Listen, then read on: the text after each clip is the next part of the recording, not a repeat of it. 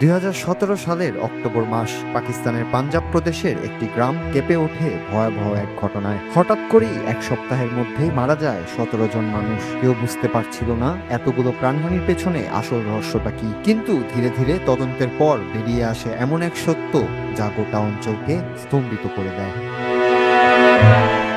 ঘটনার কেন্দ্রবিন্দুতে ছিলেন আসিয়া নামের এক তরুণী। মাত্র 21 বছর বয়সে তিনি বিয়েতে বাধ্য হন তার চাচাতো ভাই আমজাদের সঙ্গে। কিন্তু মনের ভেতর তখনও ছিল তার পুরনো প্রেমিক শহীদের প্রতি টান।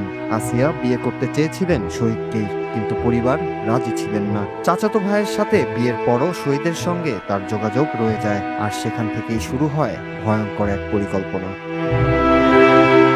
প্রেমিক শহীদ আসিয়াকে বলে যদি সে স্বামীকে সরাতে পারে তবে একসাথে নতুন জীবন শুরু করা সম্ভব। সেই প্ররোচনায় আসিয়া একদিন স্বামীকে বিষ মেশানো দুধ খাওয়ানোর চেষ্টা করে, কিন্তু ভাগ্যক্রমে আমজাদ তা পান করেননি। কিন্তু ওই দুধ দিয়েই তৈরি হয় দই, আর সেই দই দিয়ে বানানো হয় লাচ্ছি। পরিবারের সবাই মিলে আনন্দঘন দিনে যখন সেই লাচ্ছি পান করলো, তখনই ঘটে গেল অমানবিক এক বিপর্যয়। পরিবারের 27 জন সদস্য অসুস্থ হয়ে পড়েন। কয়েকদিনের ব্যবধানে প্রাণ হারান 17 জন। এদের মধ্যে ছিল শিশু থেকে শুরু করে আমজাদের আপন বড় বোনও। আসিয়ার লক্ষ্য ছিল কেবল স্বামীকে হত্যা করা, কিন্তু তার পরিকল্পনার ভুলে প্রাণ হারালো নিরপরাধ 17 জন মানুষ। এই মর্মান্তিক ঘটনার পর আদালত দীর্ঘ বিচার শেষে আসিয়া ও তার প্রেমিক শহীদকে দোষী সাব্যস্ত করে। দুজনকেই দেওয়া হয় যাবজ্জীবন কারাদণ্ড।